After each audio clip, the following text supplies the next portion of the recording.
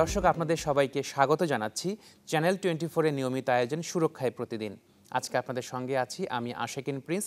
আজকে আমাদের আলোচনায় বিষয়বস্তু ভ্যাকসিন পাবার প্রত্যাশা এবং বাস্তবতা। আর এই বিষয়ে কথা বলতে যুক্তরাষ্ট্র এবং যুক্তরাজ্য থেকেও যুক্ত হবেন দুইজন অতিথি। প্রথমে তাদের সঙ্গে পরিচিত হয়ে নিই। যুক্তরাষ্ট্র থেকে যুক্ত হবেন ভ্যাকসিন বিশেষজ্ঞ ডক্টর শেখ সেলিম। ডক্টর সেলিম, আপনাকে স্বাগত আমাদের অনুষ্ঠানে। অনেক ধন্যবাদ আমাকে ডাকার জন্য। আবার যুক্তরাজ্য থেকে যুক্ত হবেন বায়োমেডিক্যাল সায়েন্টিস্ট ডক্টর খন্দকার মেহেদী আকরাম। ডক্টর মেহেদী আকরাম, আপনাকে স্বাগত আমাদের অনুষ্ঠানে। ধন্যবাদ আমাকে সাথে নেওয়ার জন্য এবং সুপ্রভাত বাংলাদেশকে। প্রথমে যেতে যাচ্ছি ডক্টর শেখ সেলিমের কাছে। ডক্টর সেলিম, গতকাল বিশ্ব মিডিয়াতে একটি আলোচিত বিষয়বস্তু ছিল ফাইজারের ভ্যাকসিন, যেটি দাবি করা হচ্ছে 90% কার্যকরী করোনা ভাইরাস প্রতিরোধে। আসলে তাদের দাবির পক্ষে অথবা বিপক্ষে আপনার অবস্থানটা কি?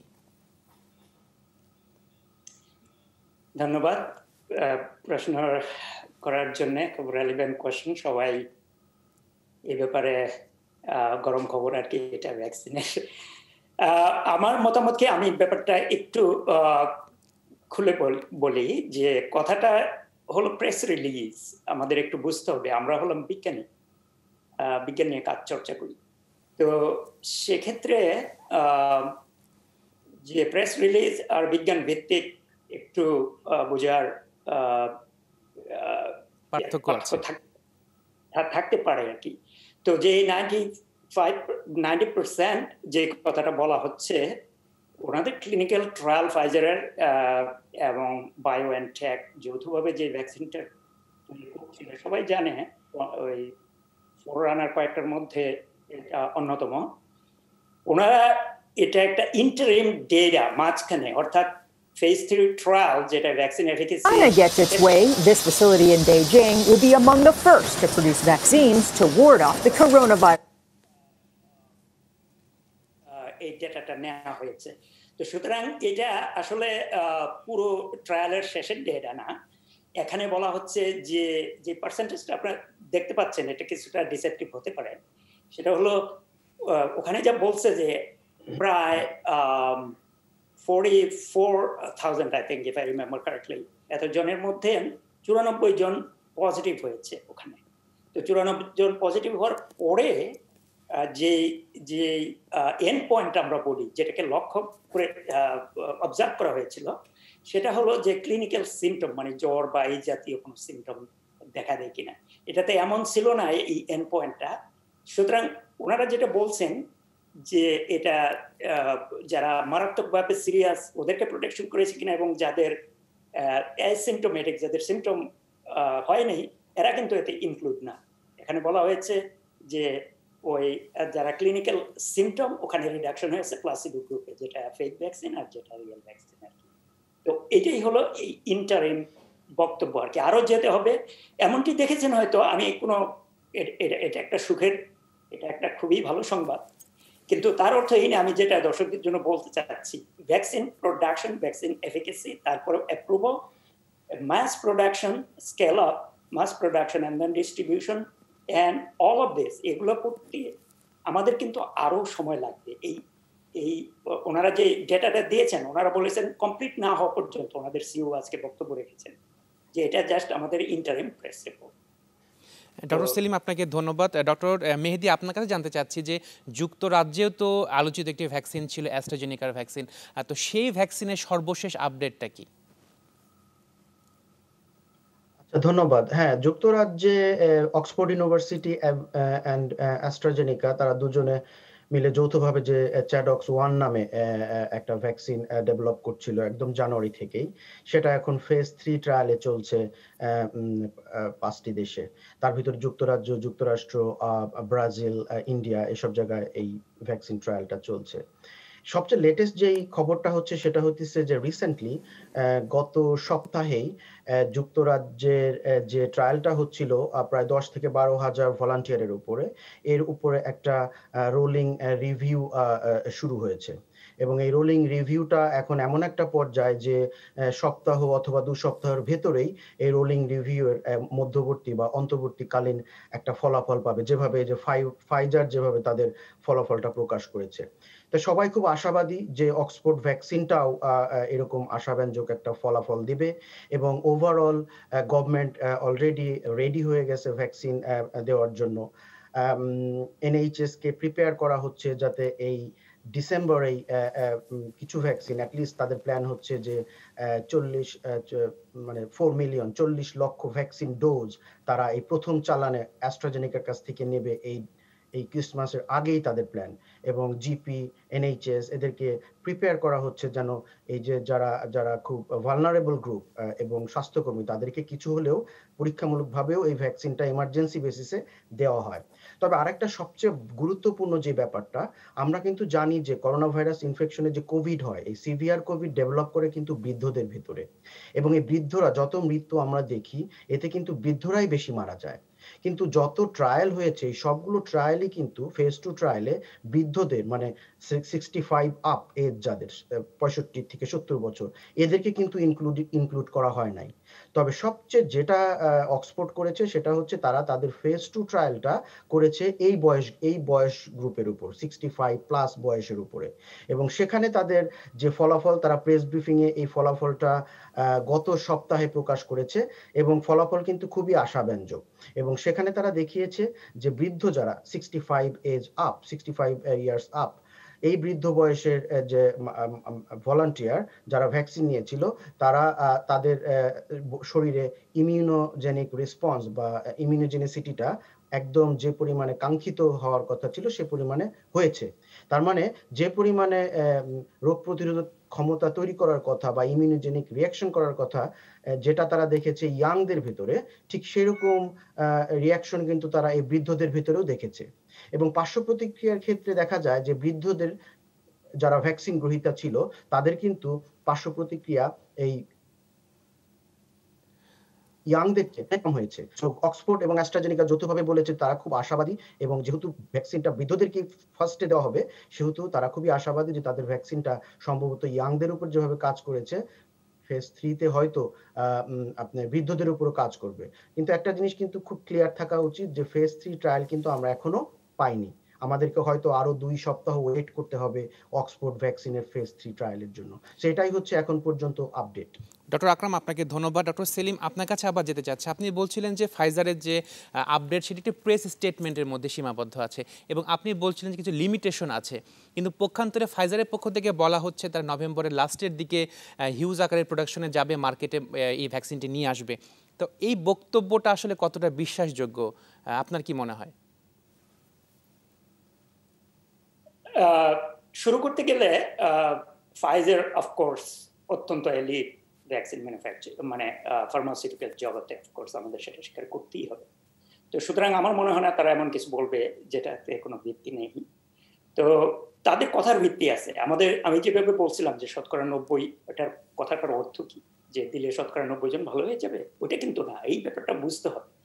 নভেম্বরের মাঝে ওনারা যে বলছেন ভ্যাকসিনটা নিয়ে আসবে, এটা টাইপ 2, এটা সূত্র ধরে আছে যে ভ্যাকসিনটা কাজ করবে এই আশায়। তো সুতরাং আমরা যদি জানতাম যে ভ্যাকসিনটা কাজ করবে তাহলে তো আমরা এখনই ম্যানুফ্যাকচারিং শুরু করে দিতাম, তাই না? কথাটা তো এই। তো সুতরাং দিস আর অল প্রেডিকশন। আপনি যদি আজকে যে ফাইজারের সিইও উনি যে কথাটা বললেন যে আমরা এটা শেষ না হওয়া পর্যন্ত কিন্তু আমরা কিছুই বলতে পারবো না, it needs to be completed. এই যে মাঝখানে এটা ইন্টারিম প্রেস ব্রিফিং যেটা আমি বললাম, এটা ওদের পক্ষ থেকে বলা হয়েছে, এখানে কোনো পাবলিশড আমাদের দেখার মতো বা কোনো আমরা যেটাকে বলে পিয়ার রিভিউ, অন্য গ্রুপ অফ সায়েন্টিস্ট ওদের রিভিউ, এগুলোর কাছে এখনো এই ইন্টারিম রিপোর্টটা যায়নি। ওনারা আশা করছেন যে যেভাবে ভ্যাকসিনটা ডিজাইন করা হয়েছে, it's a huge work, millions and billions of dollars এখানে আছে, রাইট?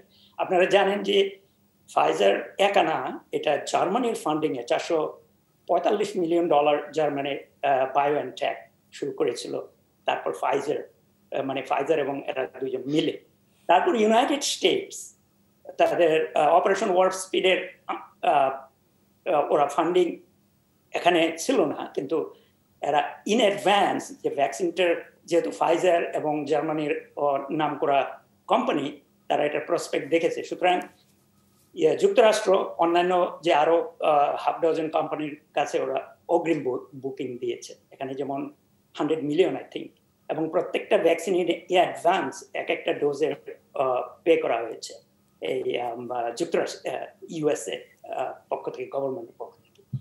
তো সুতরাং দিস আর অল এক্সপেকটেশন, আমরা কিছুই বলতে পারবো না যে what is the total outcome.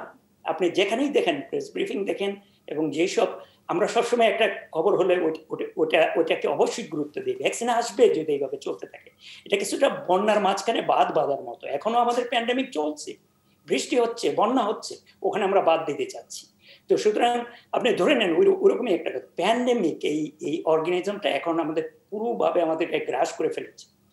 ওকে, এটার ভালো মন্দ সুবিধা অসুবিধা দুটো দিকে আছে, কিন্তু আমি আরেকটু ডিপে বলতে গেলে ডক্টর সেলিম, সুবিধা অসুবিধা নিয়ে আমরা বিরতির পরে আবারও কথা বলবো। ডক্টর আকরাম আমাদের সঙ্গেই থাকুন, বিরতির পরে ফিরে এসে আমরা আবারও কথা বলবো।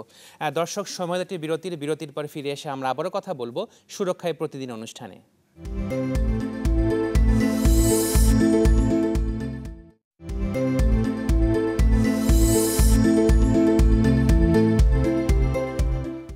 বিরতির পর আমরা আবারও ফিরে এলাম সুরক্ষায় প্রতিদিন অনুষ্ঠানে।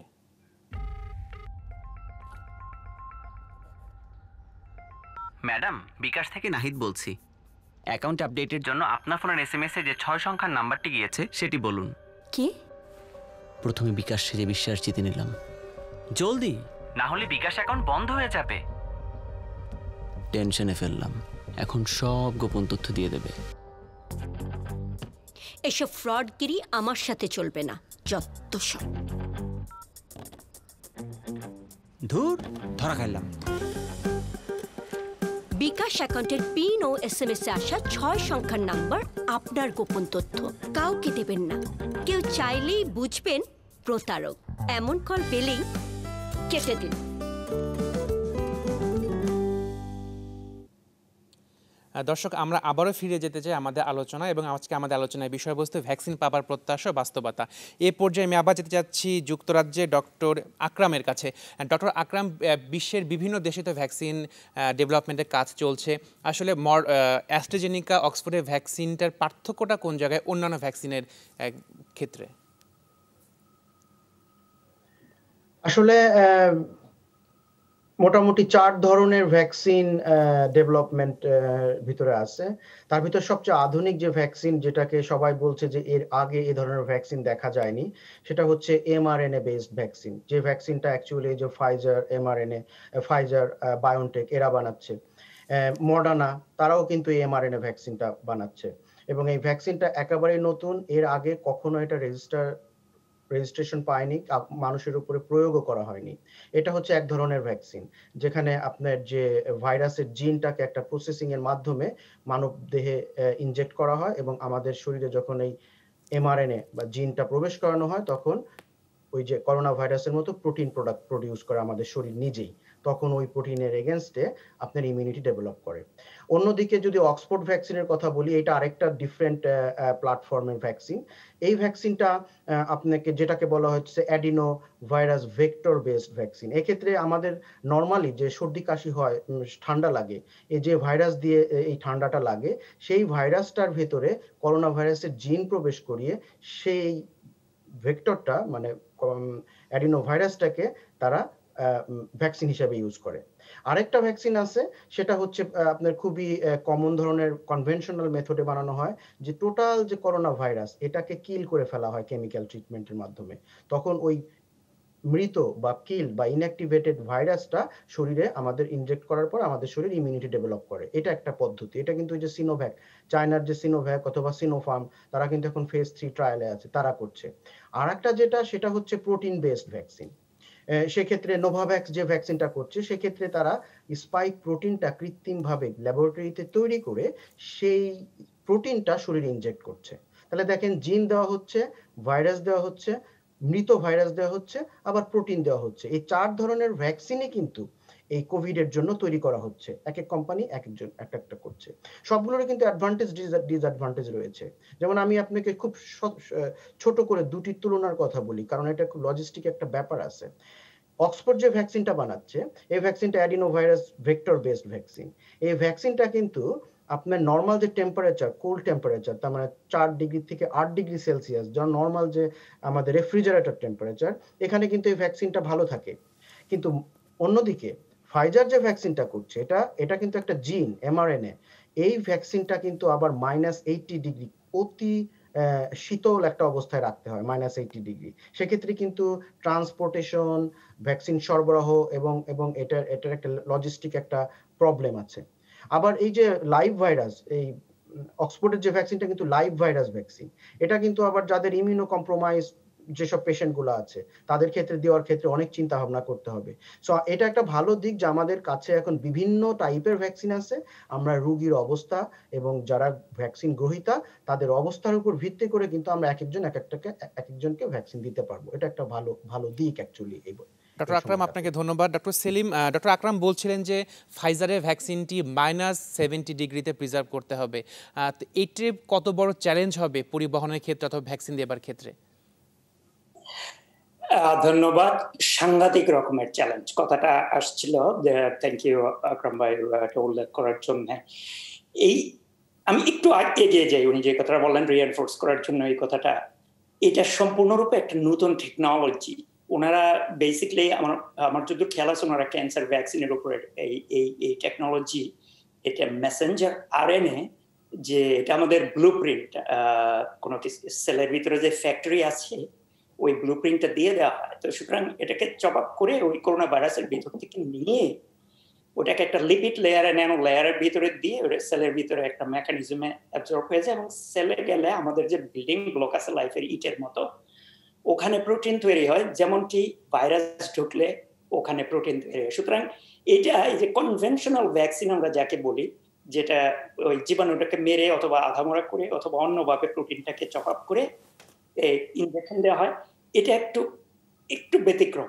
তো সুতরাং এটা ওই যে মানব দেহে এই ক্ষেত্রে এটা টার্গেট হোস্ট আর কি, যারা রোগটা রক্ষা করবে, ওই সেলটাকেই বাধ্য করে যে এই যে এইটার একটা ব্লুপ্রিন্ট দিয়ে দিলাম, এখানে লেখা আছে যেটাকে আমরা জিন বলি, ওই সেলটা ওই প্রোটিনই তৈরি করবে, যেমন স্পাইক প্রোটিন যেটা আমরা দিই, তো বাড়তি ওটা দিতে হবে। সুতরাং এখানে কিছু জেনেটিক ইঞ্জিনিয়ারিং এবং বেশ ক্লিন টেকনোলজির ব্যাপার আছে। কিন্তু আরেকটা কথা সবচেয়ে ইম্পর্টেন্ট এখানে, যেটা এই পর্যন্ত এই টেকনোলজি কোনো লাইসেন্স অ্যাপ্রুভাল পায়নি। স্পুটনিকের কিছুটা রিলেটেড আছে, but exactly not Messenger mRNA. তো সুতরাং আপনি যে প্রশ্নটা করছিলেন যে এই টেকনোলজিটা যেভাবে ওই আরএনএটাকে একটা স্ট্রাকচারে রাখা হয় লিপিডে, এটা যদি ক্ষণিকের জন্য ওই ক্রায়োজেনিক, আমরা যেটাকে বলি অতি অতি ঠান্ডা -80 ডিগ্রি সেলসিয়াস, কল্পনা করতে, ড্রাই আইস, ইভেন লিকুইড নাইট্রোজেনের কাছাকাছি আর কি, যাই হোক। তো সেই লেভেলে যদি আপনি না রাখেন তাহলে এটা ডিসঅ্যাসেম্বল হয়ে যাবে, স্ট্রাকচারটা নষ্ট হয়ে যাবে, ভ্যাকসিনটা ইউজ করা যাবে। ইভেন যদি ভ্যাকসিন অ্যাপ্রুভ হয়, আমরা আশা করি অ্যাপ্রুভ হবে, যেভাবে যাচ্ছে এটা নতুন হলো হয়তো অ্যাপ্রুভাল পাবে, কিন্তু জিনিসটা নতুন, এটা নিয়ে আবার অনেক কথাবার্তা হয়। যারা ভ্যাকসিনের এগেনস্টে তারা নানা ধরনের মিস ইনফরমেশন দিচ্ছে। আমরা ভ্যাকসিনোলজি কিছুটা জানি আর কি, যে এটা মানব দেহে এটা ইন্টিগ্রেট হয়ে যাবে, এটাকে মানে উদ্ভট সব কথা হচ্ছে। কিন্তু আপনার প্রশ্নের উত্তর হলো ইয়াস, এবং এটা সাংঘাতিক রকমের ব্যারিয়ার, বিশেষ করে ডেভেলপিং ওয়ার্ল্ডের জন্য। এবং ইউনাইটেড স্টেটস আমি নিজেও জানি যে এত ড্রাই আইস কোথায় পাওয়া যাবে, এটা একটা লজিস্টিক্যাল। তারপর ফাইজার করলো কি, ওদের একটা স্পেশাল কন্টেইনার এরা তৈরি করছে এখন, যেটা দিয়ে ট্রান্সপোর্ট করা যাবে, কিন্তু ওটা ওপেন করার সাথে সাথে উইদিন এ ডে এটা ইউজ করতে হবে, এই এত কড়া টেম্পারেচার থেকে, নাহলে নষ্ট হয়ে যাবে। সুতরাং এর রেস্ট্রিকশন প্রচুর আছে, এটা একদম নিউ টেকনোলজি। বাজারে যেসব ভ্যাকসিন আছে আজকে, দর্শকদের জন্য বলছি, বেশিরভাগ ভ্যাকসিনে আমরা বলি কনভেনশন ভ্যাকসিন, পুরো জীবাণুটাকে, যে বাচ্চাদের আপনি নিয়ে যান 6 মাসের বা ছোট বাচ্চাকে ইনজেকশন দেন, এগুলো দুর্বল করা ভাইরাসগুলো, রুবেলা, মাম্পস, এই জিনিসগুলো। তারপর কোনো কিছু আছে কিল, সালমোনেলা আছে কিল ভ্যাকসিন, যেটা টাইফয়েড করে। ডক্টর সেলিম, এই বিষয়ে আমরা আবারও কথা বলবো বিরতির পরে বিস্তারিতভাবে। ডক্টর আকরাম আমাদের সঙ্গেই থাকুন, আমরা বিরতির পর ফিরে এসে আবারও কথা বলবো। দর্শক, সময় বিরতির পর ফিরে এসে আমরা আবারও কথা বলবো সুরক্ষায় প্রতিদিন অনুষ্ঠানে।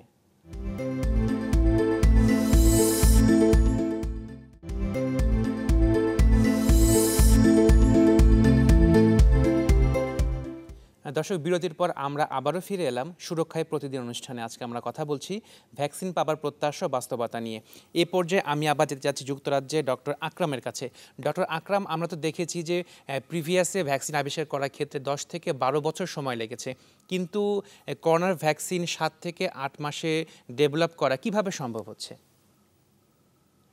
আচ্ছা, প্রথম যে একটা ভুল ধারণা আমাদের যে 7 থেকে 10 বছর লাগে যে টাইমটা, আমরা কিন্তু এটা যখন বলি তখন আমরা যেসব ভ্যাকসিনের দিকে তাকাই আর এখন যেভাবে ভ্যাকসিন প্রোডাকশন হচ্ছে, এই দুটো কিন্তু দু ধরনের। যেমন আগের দিনে কিন্তু সিকোয়েন্সিংটা এত দ্রুত হতো না, আমরা ভাইরাসটা অথবা ব্যাকটেরিয়াকে চিনতে পারতাম না এত কুইকলি। তারপরে এখনকার যে টেকনোলজি আসছে, এখানে যে লিডিং কোম্পানিগুলো, অক্সফোর্ডের কথা বলেন, অ্যাস্ট্রাজেনেকা অক্সফোর্ড, তারপরে মডার্না, ফাইজার, এই কয়েকটা কোম্পানি, ওদিকে আছে রাশিয়ার যে স্পুটনিক, এরা যেটা করছে, তারা একটা টার্গেট নিয়েছে 12 থেকে 18 মাস, এর ভিতরে তারা ভ্যাকসিন ডেভেলপমেন্ট করবে। কিন্তু that doesn't include vector development. আমাদের এই জিনিসটা কিন্তু খেয়াল করতে হবে যে ভেক্টরটা, যে পাত্রটা তারা ইউজ করে ভ্যাকসিন ডেলিভারির জন্য, এটার উপর তাদের কাজ কিন্তু বছরের পর বছর, প্রায় 6 বছর 7 বছর ধরে এই অ্যাডিনোভাইরাস ভেক্টরের উপর কাজ হচ্ছে কিন্তু বিভিন্ন দেশে। এবং ইবোলার ভ্যাকসিন কিন্তু অলরেডি এই অ্যাডিনোভাইরাস ভ্যাকসিনের উপর করা হয়েছে। সো যে পাত্রটা তারা ইউজ করবে, সেই পাত্রটা বা যেটাকে আমরা বলি ভেহিকেল বা ভেক্টর, এটা কিন্তু রেডি। অন্যদিকে শুধুমাত্র তারা যেটা করেছে, একটা জেনেটিক ইঞ্জিনিয়ারিং এর ভিতরে মাধ্যমে জিন প্রবেশ করে দিয়েছে। এটা কিন্তু এখন খুব একটা ডিফিকাল্ট কোনো প্রসেস না ভ্যাকসিন ডেভেলপমেন্টের ক্ষেত্রে। যেহেতু আমাদের সিকোয়েন্স চলে আসছে এক মাসের 1.5 মাসের ভেতরে, মানে জানুয়ারি ফেব্রুয়ারিতে আমরা পেয়ে গেছি সিকোয়েন্স, সো আমাদের ভ্যাকসিন ডিজাইনে কোনো রকম সময় যায়নি। 2 নাম্বার হচ্ছে যে এমআরএনএ ভ্যাকসিনের কিন্তু দীর্ঘদিন ধরে এমআরএনএ কাজ হচ্ছে। ওদের যে delivery system lipid nano particle, এটা কিন্তু দীর্ঘদিন তারা প্রোডাকশনের উপর আছে।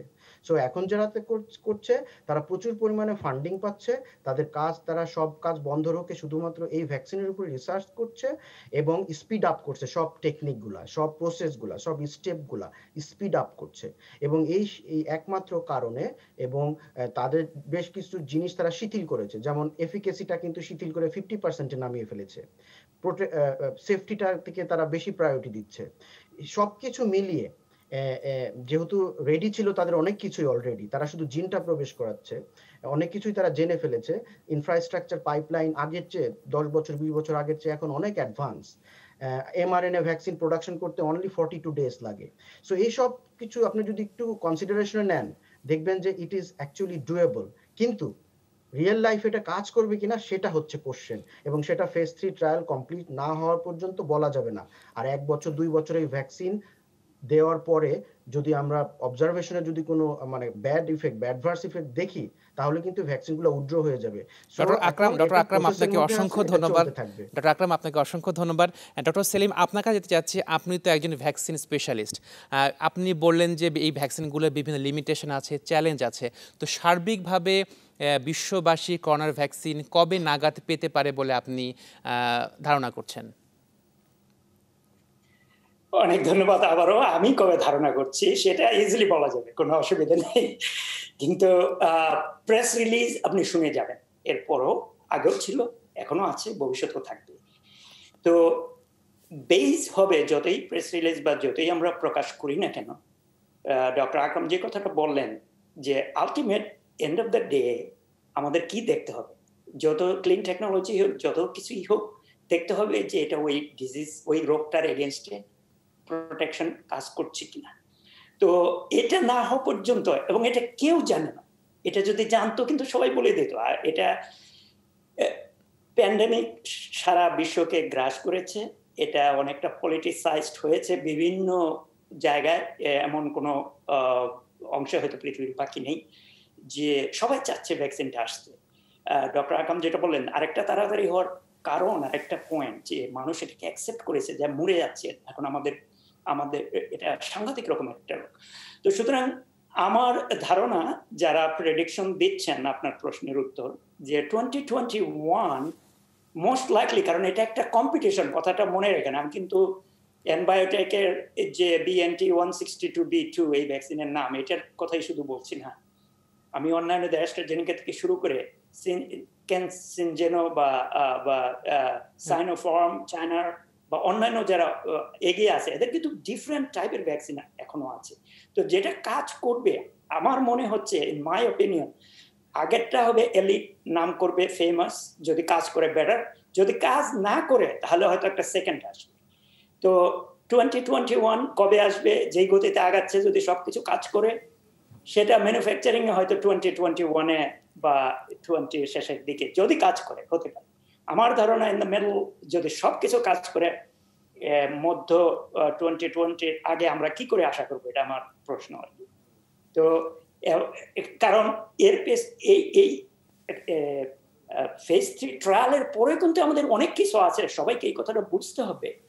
কারণ এটা স্কেল আপের ব্যাপার আছে, millions of doses, production, storage, distribution, community, government সব মিলিয়ে যেখানে যাবে, আমরা ভুলে গেলে চলবে না, আমরা কিন্তু এখনো প্যান্ডেমিকের থাবার মধ্যে আছি। ওই যে কথাটা আমি বললাম যে বন্যার মাঝখানে বাদ হচ্ছে, আমাদের বৃষ্টি হচ্ছে। তো সুতরাং ভ্যাকসিনটা কবে আসবে কেউ বলতে পারে না, নাম্বার ওয়ান, ওই স্টক মার্কেটের মতোই, তাহলে তো আমরা বলেই দিতাম, সবকিছু ইনভেস্ট করে ফেলতাম ওই সময়। ঠিক ওই রকম, কারণ এটা নির্ভর করে আমাদের রেসপন্স কি আসে phase 3 trial safety. Doctor Selim, আপনাকে অসংখ্য ধন্যবাদ এবং আমরা আশা করব যে ভ্যাকসিনটি অতি দ্রুতই আমাদের কাছে আসবে। ডক্টর আকরাম, আপনাকে অসংখ্য ধন্যবাদ, আপনাদের দুজনকে অসংখ্য ধন্যবাদ, শত ব্যস্ততার মাঝে আমাদের সঙ্গে যুক্ত হয়েছিলেন। দর্শক, অনুষ্ঠান শেষ করার আগে অবশ্যই বলবো, স্বাস্থ্য সুরক্ষায় নিজে সচেতন হন এবং অপরকে সচেতন করুন।